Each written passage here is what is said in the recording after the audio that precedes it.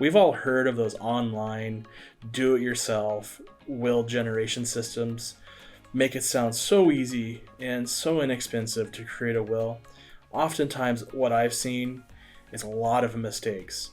Unless you're an attorney, the digital will online isn't the best route because, quite frankly, you don't know the legal ramifications of saying certain things in a legal document such as a will.